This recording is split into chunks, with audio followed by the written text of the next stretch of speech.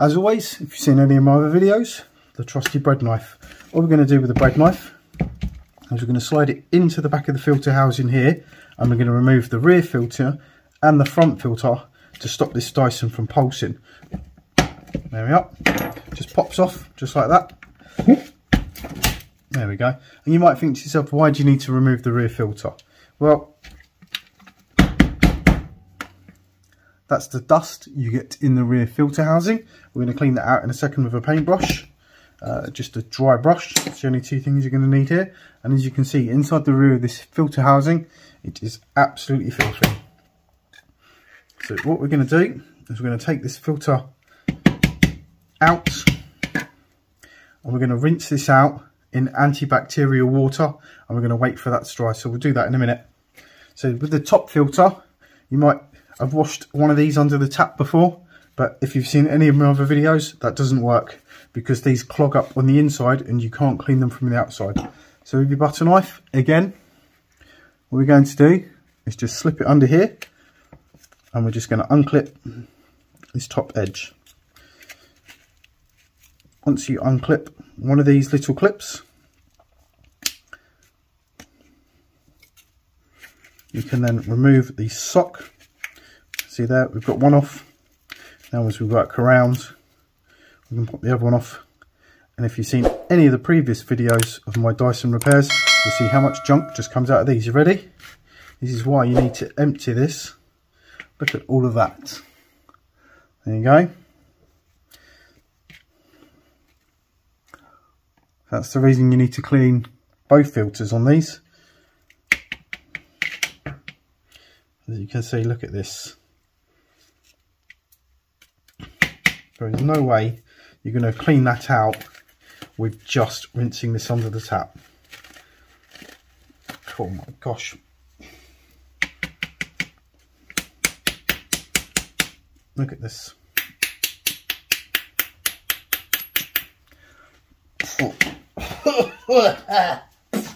Right, we'll get to that in a minute. We're going to give that all a good wash. We can rinse this under the tap as well. Like I say, I've got the upgrade for that coming, where we convert it to a HEPA filter. What we're going to do with the back of the Dyson, dry brush. Right, now see in the back of there, that's a lot cleaner. So much dust came out of that internal filter. Right, so I'm sure you know how to empty the bin on this. Just like normal. Pop the bin. To remove the bin, just like that. And then we're going to wash this out in antibacterial wash as well. So that'll get cleaned. To remove the cyclone, just push the red buttons here. And that slides off. What we're going to do with this is with our dry brush, most of the dust cleaned out now. There we are. So that's now ready to be have a new battery fitted. Now this part here, all we're going to do with the cyclone is we're not going to take the cyclone apart. There isn't any real need for that, but taking this dust cover off really helps to clean inside the machine. So again, with our butter knife, where you see each one of these ridges, just next to it there's a clip. So what we're going to do is we're going to slide the butter knife in the middle where there's nothing, and then you just slide it around. If you hold the bottom of the machine and kind of pull, you'll see it just leaves up quite easily, not too much force needed. Just lift it up, you'll see it just lifts as you go around. You can already see, look, we're lifting quite a lot off. Just as we come around here, I think we may even be off. Yeah, there we go. Right, you can just see like there's a lot more dust gets caught in here. You don't need to take the cyclone apart, but if you want to, there's just some T8 Torx screw bits around here.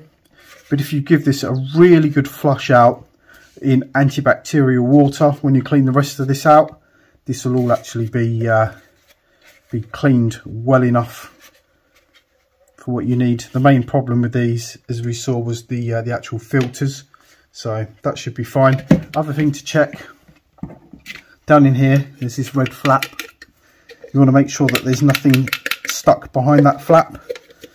When you look from the when you look inside the machine here, you can see the clear part of the flap.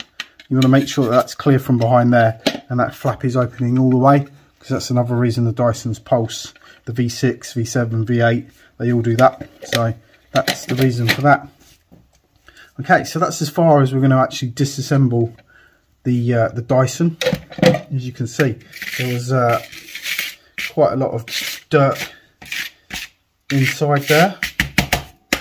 So let's get on to the battery replacement. So like I said before, there's 3 screws. These are just Phillips head screws, 1, 2, and 1 in the top of the handle there. And we can just remove these 3 screws. So very easy battery replacement on the V7 and the V8. The only difference between a V7 and a V8 is the V8 comes with a better battery, because battery technology changed. So you, instead of it being a 4,000 milliamp hour, they managed to make it an 8,000 milliamp hour. So they doubled the cell capacity, and they fitted a HEPA filter. So just by buying an aftermarket battery, you can actually upgrade your V7 to the same as a V8 and make your V7 a V8. I'm actually doing another video where I replace the rear filter on this for a HEPA filter and make a V8 out of this V7, as I've already upgraded this battery to a much larger capacity battery than the original. So there's a link in the description for replacement battery on my Amazon store if you want to replace the battery, the filters, any other parts for the Dyson V7 and V8. You'll find all of those in the links in the description. Let's give this a quick blast. There we are. So that's working again. This old battery, it was just completely dead, didn't do anything. So there we go. So what I'm going to do now is I'm just going to go and wash all of this lot, and we will then come back once this lot is all cleaned and reassemble, and I'll show you how to put it all back together. Right, we are back after giving everything a good clean. As you can see, the bin has come up quite nicely. Cleaned out all inside there, all the bin, cleaned everything. You can really see the difference inside here. You see that's all white now. It's all nice and clean. So that is actually really clean down inside. I don't know if you can see inside there, but that's really clean. So start with clipping the filter back together, slide the sock back over the cage, and we just click those 3 in, and there we go. That's the filter fixed. I've got a dry one here, so we can run through a dry one rather than putting the wet one back in. I've dried everything else, but so rear filter again, all cleaned, no dust in there now. That just goes back inside the housing here. If you're finding this video useful, don't forget to hit the subscribe button, because we do lots of repair videos, not just Dysons, do Sharks, Makita and other things. We find things, we fix them, we restore them and we build them. So there's the rear filter housing. That can go back on the machine now. It's all clean in there as well. All you do is put it on the right way round, put it on and give it a push until it clicks in. That's the rear housing on. 2, get the dry filter, slide the dry filter in. That can go in.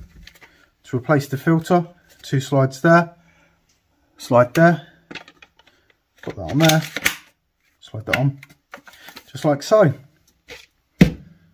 Need to refit the filter,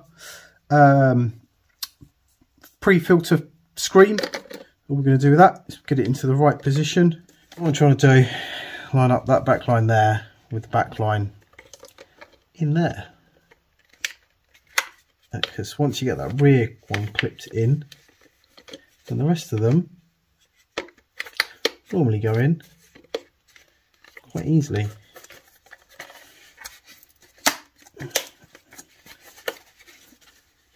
Sounds like it's on. Yep, it's on. So with the ring, just slide the ring in. I'm just going to slide that back in until it clicks. Hear it click as you go. I don't know if you heard that then. So that then clicks in. So that's the filter screen back on.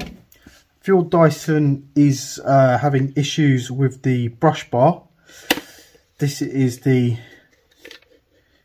connections for the brush bar. You want to make sure they're clean there. You're going to make sure there's nothing in here and on the pipe where it goes on the other end. Slide this back on. There we are. And I'll slide the bin back up and on.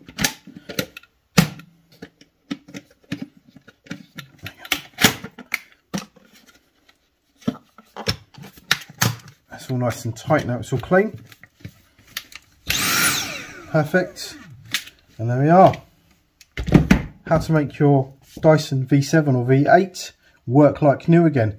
Don't forget to check out my other videos where I show you more on the Dyson V6, V7, V8, brush bar repairs, unit repairs, battery replacements. Go check my channel out because it's all on there for the Dyson. If you found this video useful, give me a thumbs up and subscribe. Thanks for watching, and I'll catch you in the next one.